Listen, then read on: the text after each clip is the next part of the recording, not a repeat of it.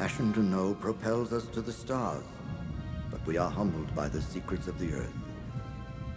Is this great canyon the work of God, or a symphony of nature? Is it the summation of all grandeur, or the grave of the world?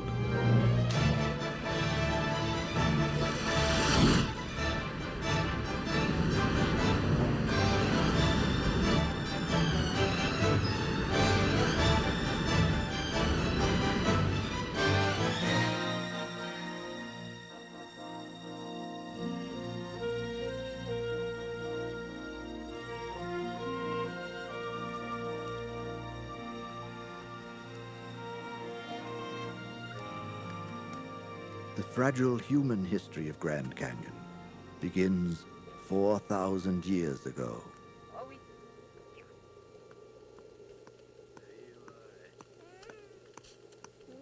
Their beginnings are lost in time.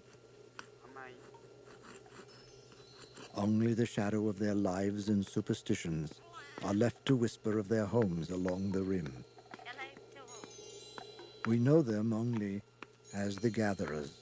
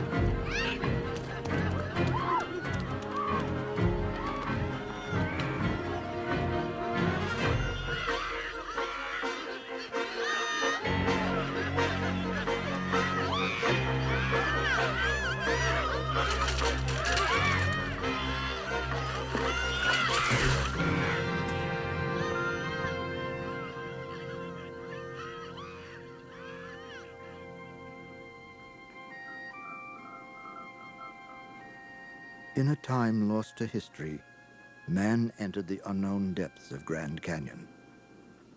Some sought refuge from the hostile nomads of the northern deserts. Others came to grow their crops on the sheltered canyon floor.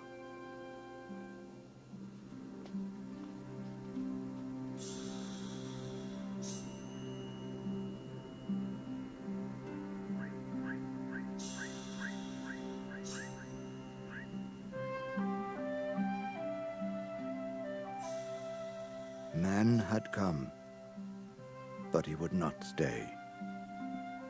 He would pass in oblivious silence beneath walls that had watched 10,000 centuries slip away.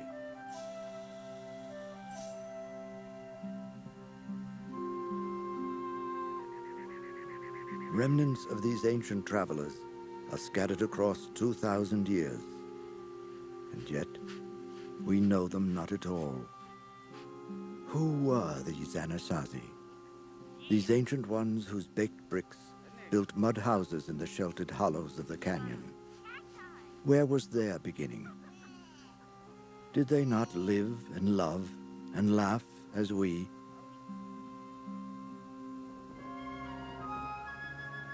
The mystery of the Anasazi is shrouded in the legends of 4,000 years, and yet his presence here is but a tiny line on the rim of history.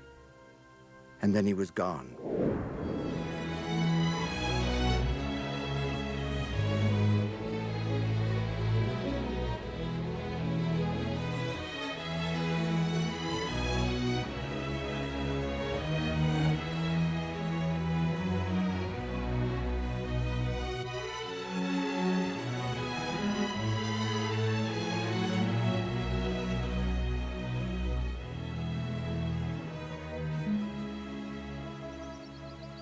Less than 50 years after Columbus discovered America, Don Garcia Lopez de Cardenas and a small band of Spanish explorers traveled north in search of the fabled lost cities of gold.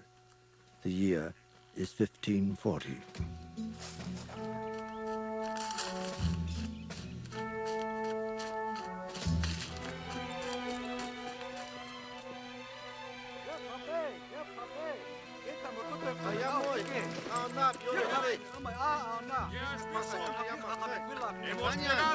¡Seguidme al cañón! ¡Arre! ¡Al cañón! ¡Hurra!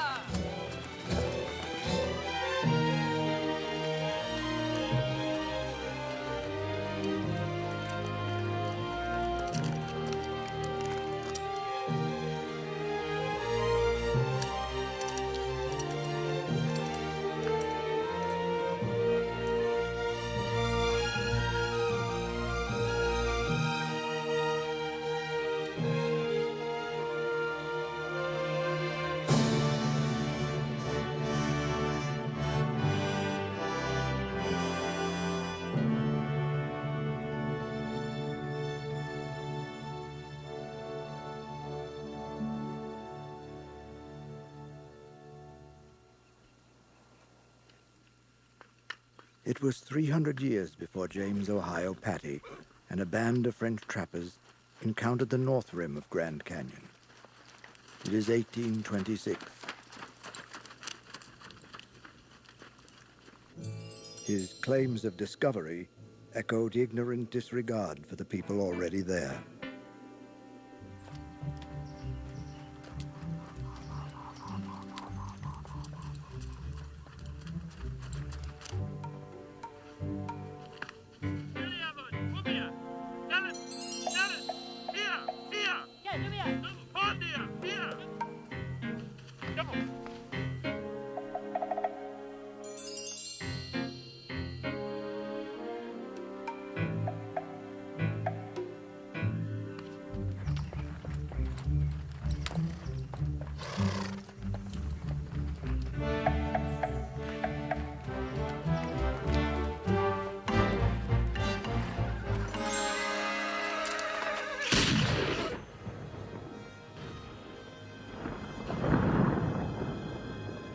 Tall tales of Indians, lost silver mines, and legends of Spanish gold rose like a mist from the black granite gorge of the unknown chasm.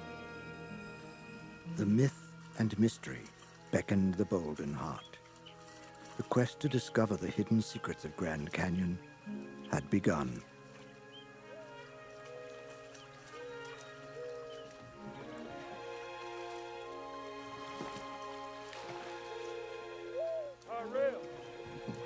Tyrell!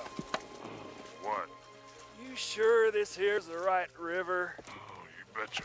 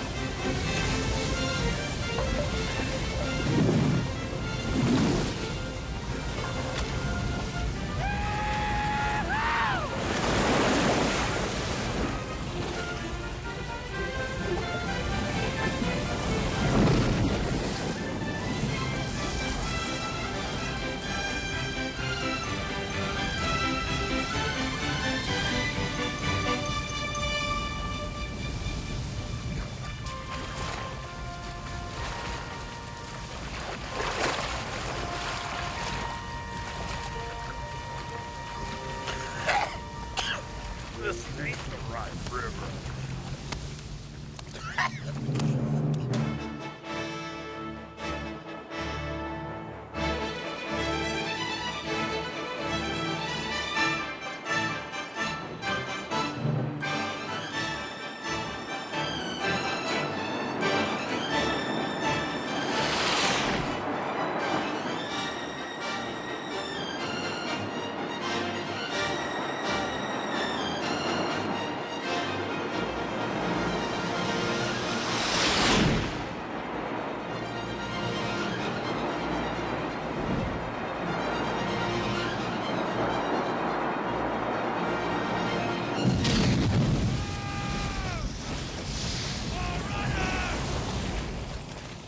Major John Wesley Powell challenged the 217 miles of unexplored canyon in 1869.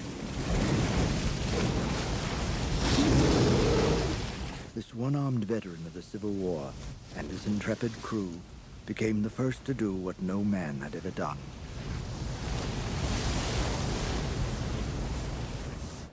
We shrank with the river into insignificance. Though more violent than the sea, the waves are puny ripples against the majesty of the cliffs that rise to the world above. We are but pygmies lost among the boulders. The river turned sharply east and seemed enclosed by a wall set with 1,000,000 brilliant gems. Fountains burst from the rock overhead, and the spray and the sunshine formed the gems of light that bedecked the walls.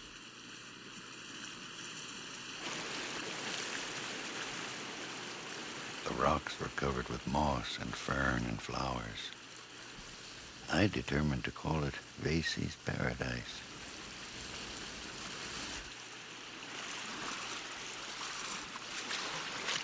What do you think, old-timer?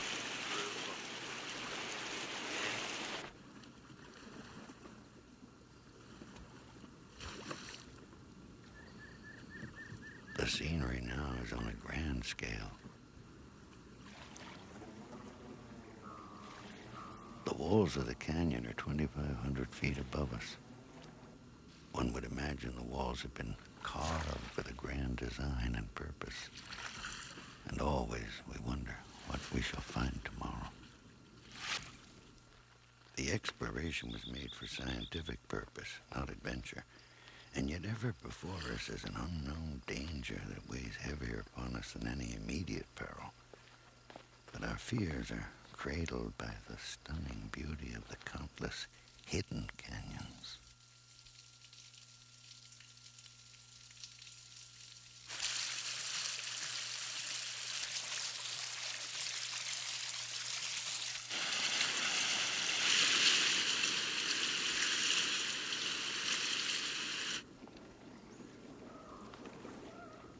We advanced through the mysterious canyon with some anxiety. The old mountaineers have told us it cannot be run. The Indians have warned us not to try.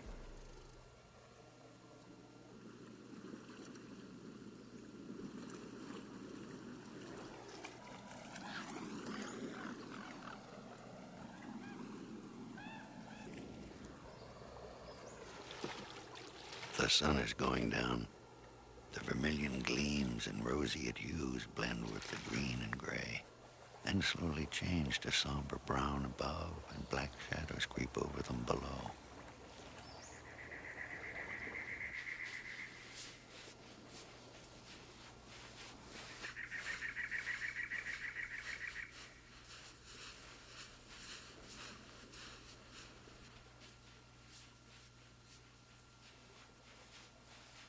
It took Powell's expedition 79 days to reach the unexplored inner gorge of Grand Canyon. One boat and one man were gone. Their strength, food, and courage were nearly exhausted. And they had only begun. Tomorrow we start our way down the great unknown. We have an unknown distance to run, an unknown river to explore. It is with anxiety and misgiving